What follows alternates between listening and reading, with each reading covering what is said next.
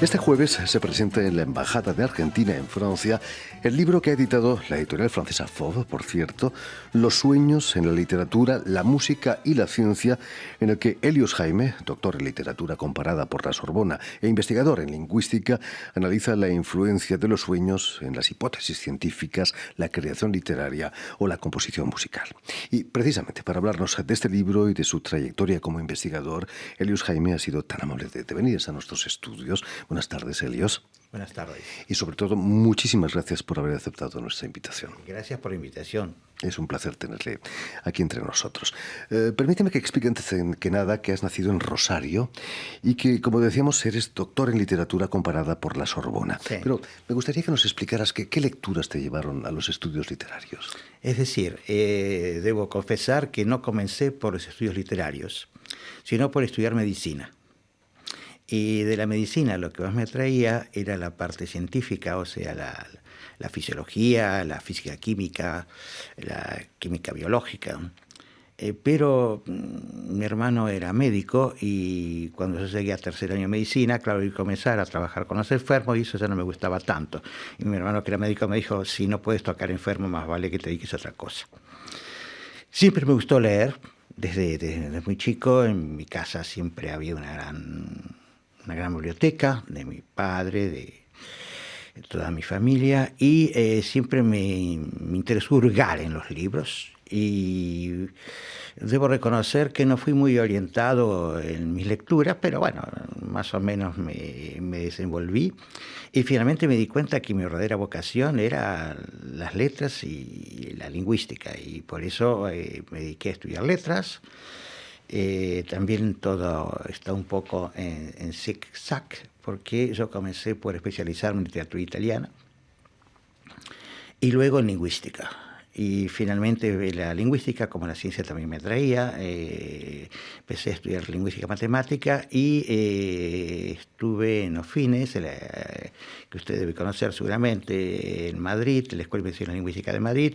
Mi tesis fue dirigida por un gran lingüista rumano y universal que todo el mundo conoce en el ambiente de la lingüística, que fue Eugenio Coseriu.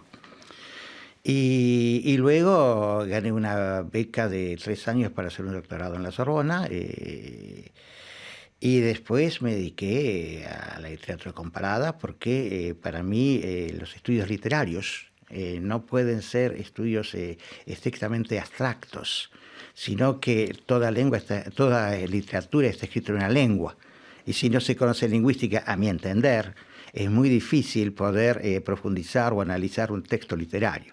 Por lo tanto, las dos disciplinas están completamente comunicadas. Después de su doctorado, imagino que se queda aquí en París. Sí, porque entré como profesor en la universidad, en París 3, en la Sorbona. Luego también estuve en Brest, en la Universidad de Brest, donde hice una incursión sumamente curiosa y que guardo un excelente recuerdo en el mundo celta. Conocí a druidas y me interesó mucho y organicé hace años de esto en la Universidad de Brest un coloquio internacional sobre los celtas en la península ibérica, al cual vinieron grandes figuras bueno, sabe usted muy bien que en España, cerca de Zaragoza, está los yacimientos de Botorrita, que son yacimientos completamente celtas y donde se descubrió el texto celta escrito en lengua celta más largo que se conoce hasta ahora. Increíble. Tenemos a menudo como invitado al director del Festival Intercéltico, que por cierto es un asturiano, es un festival que se celebra en Bretaña, también en Lorient. Pero el director es asturiano y también naturalmente celta, y a veces invitan a celtas que vienen de Australia o de Nueva Zelanda. Helios Jaime, eres el creador de la teoría idiosemántica. Sí. Sé que no es fácil, pero ¿podrías resumírnosla en 2 palabras? Bueno, que la idiosemántica tiene 2 palabras. Es un compuesto de 2 palabras, idea y semántica, que es el estudio normalmente en lingüística y en todos lados, es el estudio de los significados. Ahora bien, para mí la idea no es un concepto, sino es una imagen psíquica y son imágenes psíquicas que funcionan en estructuras, y estas imágenes psíquicas que funcionan en estructuras tienen o expresan una visión del espacio, del tiempo, del hombre y de la vida. Entonces la idiosemántica puede ser aplicable, por cierto, a trabajos literarios, a trabajos lingüísticos, pero también a la ciencia, porque está vinculado con las ciencias cognitivas. Digamos que desde hace casi 20 años colaboras con la Escuela Internacional de Astrofísica, sí, en el Observatorio de París. ¿Cuáles son los puentes que has establecido entre ciencia y lingüística? En realidad, mi contribución en la Escuela de Astrofísica que dirige la doctora Norma Sánchez no es estrictamente lingüística, sino es interdisciplinaria. Es decir, lo que me interesa en mis investigaciones, y creo que es mi vocación también, encontrar las relaciones que existen entre los diferentes dominios del saber. Para mí no hay ciencia aislada, sino todo está comunicado, como igual que cuando hablamos. Distintas formas de pensamiento se estructuran en una comunicación. ¿Eso es la famosa epistemología? Esa palabrota que utilizan los filósofos. Sí, la epistemología hay varias definiciones, porque es una palabra que viene del griego, como la mayor parte de las palabras científicas. Viene de episteme, que fue un poco inventada por nuestro querido amigo Aristóteles, hace ya un tiempo. Y para diferenciar el significado abstracto de la ciencia abstracta, para decirlo, la filosofía propiamente dicha, de la filosofía aplicada que hoy en día llamaríamos ciencia. Para mí la epistemología estudia, además lo defino en mis ensayos, para mí la epistemología estudia cómo se origina el conocimiento y las diferentes correlaciones que se manifiestan entre los diferentes dominios del saber. Finalmente, Helios, para lanzar cualquier nueva hipótesis científica se necesita una fuerte dosis de imaginación, ¿no? Tanta como para escribir. Científica también. Por supuesto. Quizás menos para escribir una novela, pero... No, escribir una novela es otra cosa. He escrito novelas también. Sí. Ya te dije que mi carrera... estoy hablando con un periodista muy inteligente, porque me ha tocado también periodistas que me han preguntado su especialidad, y yo he dicho, no tengo especialidad, porque me dedico a lo interdisciplinario. Es decir, he tenido especialidad, pero hoy en día lo que me interesa, vuelvo a repetir, son las conexiones entre los diferentes dominios del saber, que me parece es que eso sí puede abrir un nuevo horizonte. Para un científico la imaginación es muy importante, sin duda. No se puede hacer ningún descubrimiento sin imaginar. Para mí la imaginación son las imágenes psíquicas en acción. Por supuesto. Eres autor del ensayo El hombre y el universo, los últimos descubrimientos sobre el universo y la posibilidad de que existan otros universos requieren también una imaginación increíble. Sí. Eso va más allá casi de nuestros límites de imaginar, ¿no? Sí.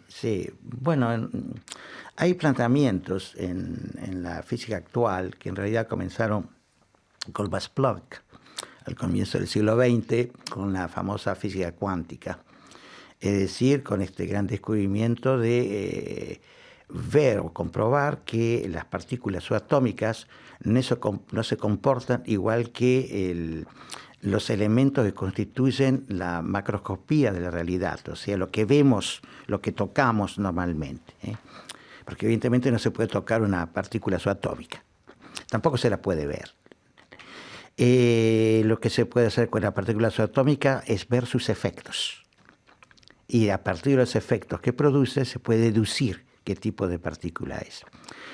Pero en realidad esto requiere también una gran imaginación, haber llegado a esta nueva concepción de la física. Y Max Planck, que escribió un libro sumamente interesante que se llama Introducción a la Física, que es un libro completamente abordable y que aconsejo leer incluso a aquellos que no son especialistas, porque ahí explica muy bien el rol importantísimo de la imaginación en el descubrimiento científico.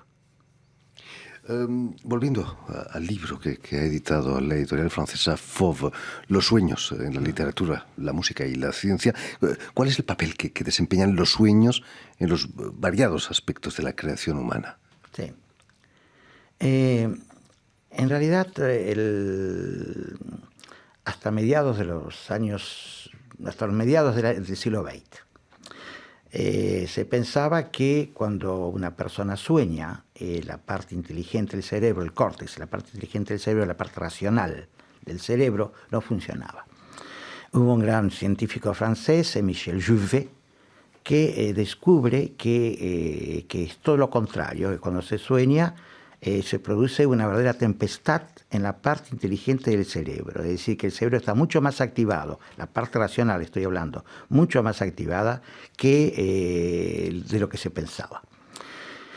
De manera que por esto hay científicos como Kekulé, el que descubrió la estructura del átomo de carbono, que lo descubrió soñando. Es decir, cosas que no se podían resolver en el estado de vigilia, podían resolver soñando, en el estado onírico, lo cual muestra que el sueño es consciente, si no sería imposible. Esto también pone en cuestionamiento la famosa teoría freudiana. Pero es evidente que la ciencia evoluciona y Freud, que comenzó a escribir sus ensayos a principios del siglo XX, y estamos ahora más de un siglo más tarde. Por lo tanto, las teorías freudianas científicamente no funcionan. A los artistas, a muchos creadores, se les ha llamado soñadores de una manera un poco despectiva. Finalmente, es todo lo contrario. Ser soñador puede ayudar a la creación, ¿no? Sí, no solamente que el soñador puede ayudar a la creación, sino que puede hacer la creación. Es decir, sin sueño no se puede hacer, a mi entender, es una opinión personal, ningún tipo de creación. Como si uno quisiera hacer una creación sin pensamiento. Creo que es más o menos lo mismo. Son una parte intrínseca de nuestro ser. Intrínseca de nuestro ser humano. Quizás para la creación literaria el sueño puede ser muy útil, pero para la creación musical también ¿sirven los sueños? Sí, claro. Sin más lejos, estamos en París y uno de los grandes músicos franceses, que es muy conocido mundialmente, es Héctor Berlioz. Él escribió la Sinfonía Fantástica, que va a transformar completamente la composición, la estructura de lo que es una sinfonía. Y esta Sinfonía Fantástica, que se llama así, Sinfonía Fantástica de Berlioz, describe un sueño. Lo analizo en mi libro. Fantástico, ¿no? Es un sueño romántico, además. Sí, completamente romántico, pero no solamente los románticos. El sueño es algo que sigue motivando hoy en día grandes obras. En el campo de la creación artística, otro gran artista español, Francisco de Goya, dijo algún día que el sueño de la razón creaba monstruos. Sí. Es un peligro también el sueño, puede crear monstruos. Bueno, también la razón puede ser un peligro. Llevada a un extremo. Porque lo estrictamente racional puede justificar cosas terribles, como se han manifestado en determinado tipo de ideología en la Segunda Guerra Mundial.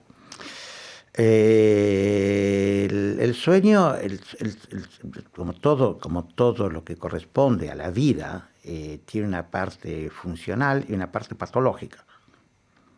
Evidentemente que si entra lo patológico, el sueño es deformado. Por eso es algo extraordinario observar cómo las lenguas intuyen esta gran diferencia entre, digamos, el sueño conflictual alterado y el sueño propiamente dicho. Porque la pesadilla en las lenguas generalmente se designan con otra palabra que sueño. Muy diferente una pesadilla y un sueño, sí. Aunque son naturalmente sueños.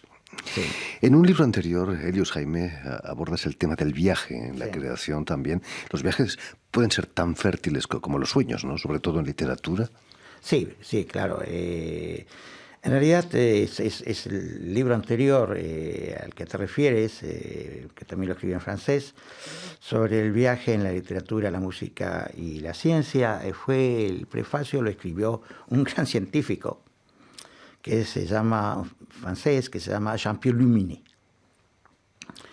Y ahí analizo, o mejor dicho, viajo por diferentes temáticas, mostrando que hay un principio inherente en el hombre de descubrir, pero no descubrir lo que piensa que puede descubrir, sino dirigirse hacia un desconocido o hacia algo ignoto que quiere conocer.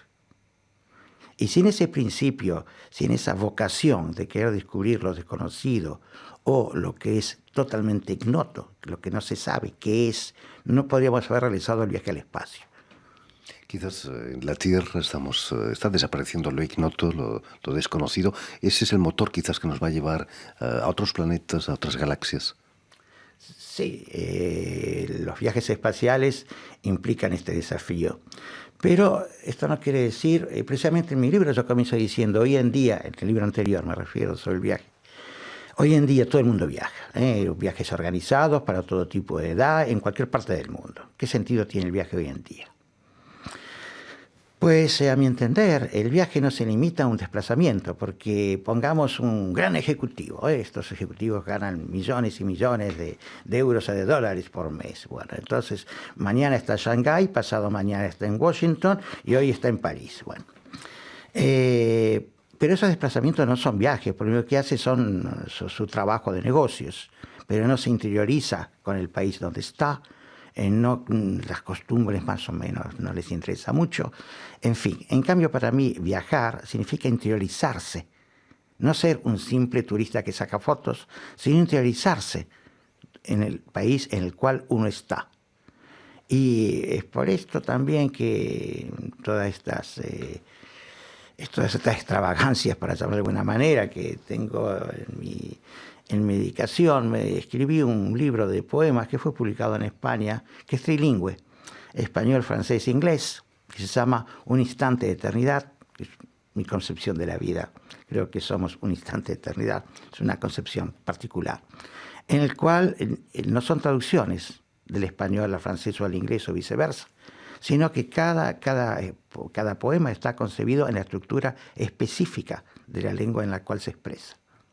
Es una manera de viajar también, poética. Por eso, justamente, a eso voy. Son maneras de viajar. En fin, pues ya lo saben, el libro Los sueños en la literatura, la música y la ciencia de Helios Jaime ha sido editado aquí en Francia y en francés por la editorial Fauve, que quiere decir fieras, precisamente. Exactamente.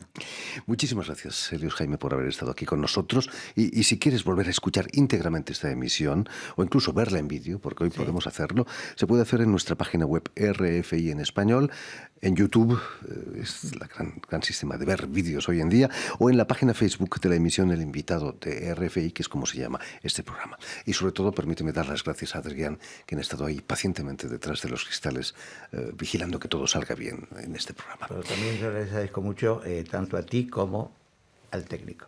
Gracias de nuevo y mucho éxito con este libro, Helios Jaime. Gracias.